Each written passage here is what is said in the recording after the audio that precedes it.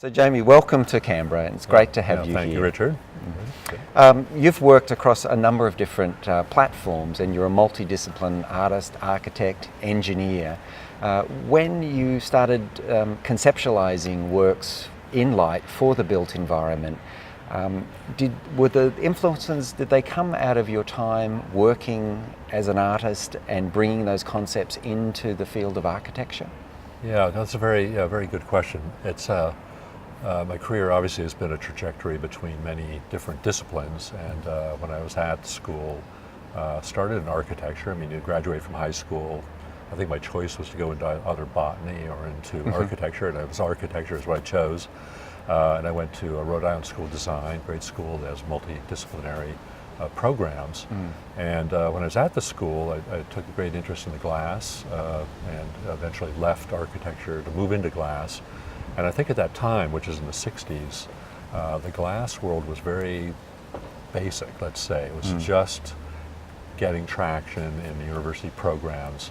And what that really meant was that you had to do everything yourself. You had to make the glass from raw materials, build the furnaces, build all the equipment and do that.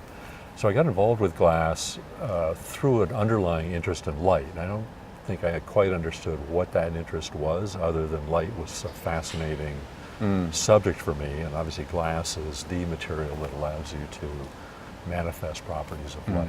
So yeah, I sort of led into the glass program, and then very fortuitously, I think my thinking about glass was imaging and almost photography. The earliest work was photography and little film clips on glass. That's right, yeah. And eventually that led into doing film. And this is, I was practicing as an artist after graduating from school in New York, and doing film as installation. So this was sort of a hybrid between architecture and filmmaking, where you might use groups of films shown simultaneously to heighten one's awareness of a space that you were within, rather than the traditional notion of film, which is narrative and it removes you from the space you're in. So how can the animation of films and information and imagery enliven your experience of a place?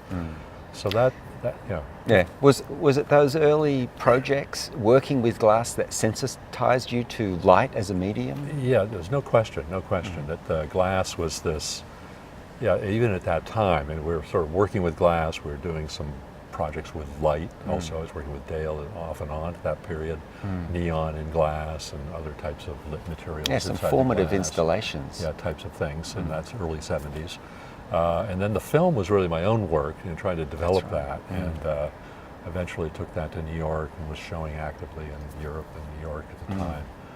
And I think that to answer your earlier question about transitioning or how one might transition, so I began architecture, got involved in glass, was involved in imagery and filmmaking. I then ended up working for the Corning Glass Works because they were interested in this idea of image and glass together. And I was very fortunate to be teamed up with a scientist there who basically invented photo ceramic glasses, or even photo ceramic glass, and that whole field. And that sort of engaged me in the whole technical aspects of glass. And then I came out of that and tried to circle back towards architecture, because I realized in the art world, when I was there in the 70s, it began to change. At the late 70s, early 80s, it was moving away from conceptual art and sort of installation art, and it was moving more towards painting and much more formalized types of disciplines. Objects, and particularly for studio glass. And I think that my initial understanding of architecture, or desire to get involved in architecture, was about placemaking. And I sort of tried to find a way to take the conceptual ideas that underlie all of the work, even today, from the filmmaking. How do you begin building projects that are more permanent and aren't necessarily contingent on a gallery situation for being realized?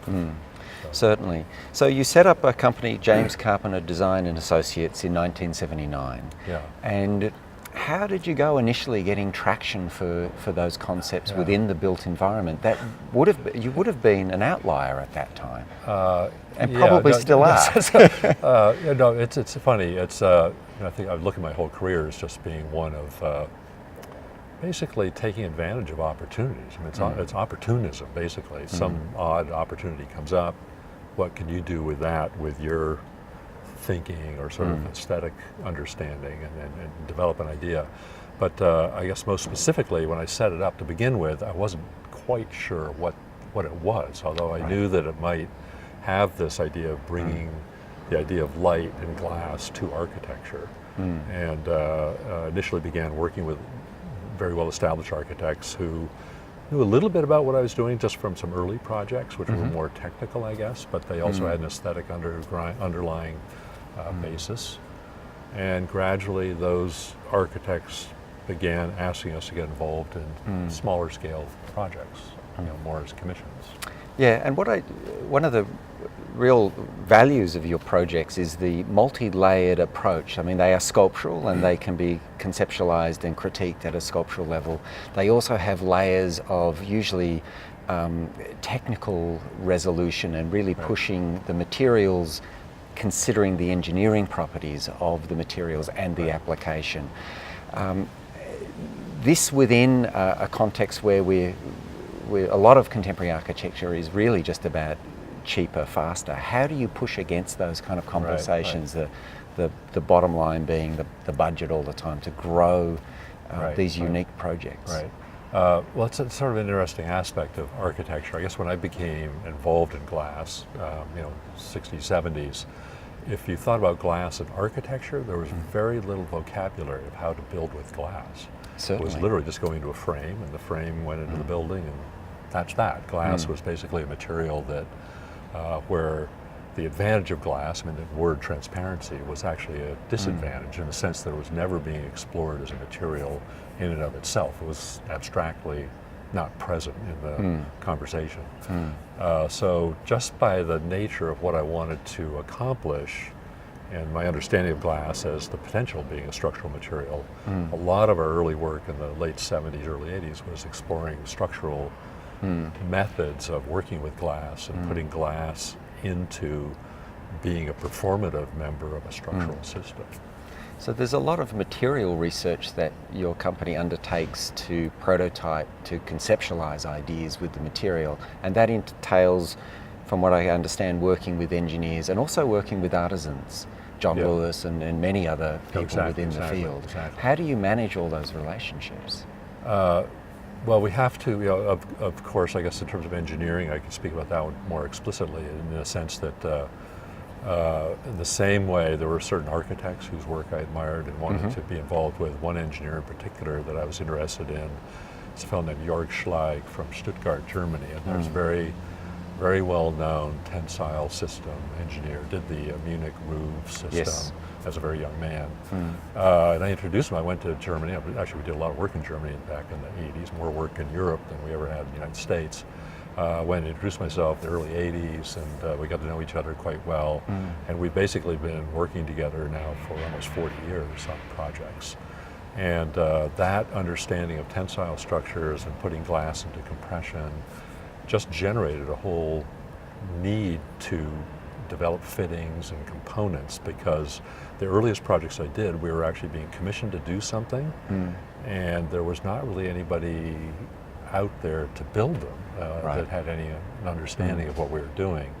So we actually then teamed up with the fabricators for the stainless steel systems, the glass systems, engineering system. We basically started building our own vocabulary of how to work with glass. Right. So, and that vocabulary today is sort of what you see in the Apple stores, basically. Certainly. Which we did the first. You did the first Apple store, right? First stairs. Yeah. So those working with high-level engineers, but also craftspeople, to be able to realise those objects, and that ties you back into that glass community that you know so well. No, exactly. The glass world is, I think, most experimental in the studio level, and that's that's the world we know well. And certain individuals, one John Lewis in California, who for many years has been an expert in casting, as well as some of the industries too. Like we have very good relationships with some German manufacturers and manufacturers in the United States, but building up those relationships and consistently working with them, and then educating oftentimes those companies in terms of how you could use the glass. I guess the thing that I should really emphasize, I said just a moment ago, we actually built all of our early projects, early architectural projects. We had a whole, what was called a design build practice. So because you couldn't get anyone to take the risk of doing these things. So we would do all the engineering, all the testing, all the materials testing in our studio. Then we'd be commissioned to do these projects. We'd build them, we'd take the risk, but we knew the material and the system so well, there is very little risk. So that was the whole basis of building those first projects, and then gradually it grew from there. Yeah. So. I had the opportunity to visit with you a couple of years ago in New York, and as we were driving out of the city, I think we passed about 5 of your projects.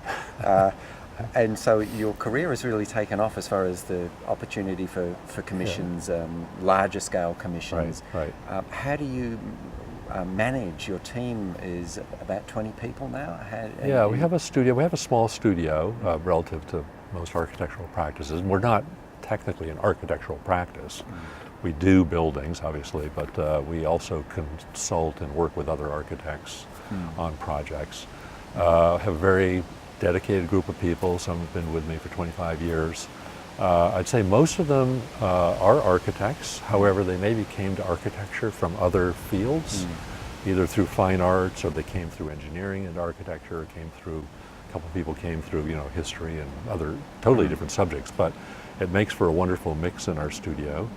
And managing projects is, we're broken down to smaller studios, and individuals will lead each of those studios in terms of running a project through the process. But the trajectory has really been one of smaller scale commissions, taking on projects ourselves to build, which grew the scale of the work. And then the owners of those buildings, not so much the architects, but the owners of those buildings recognized what we were contributing. They would come to us and ask us if we'd want to take on more responsibility, basically. So we began sort of, working equally with client as well as architects, and collaborating on different scale projects. Fantastic. So.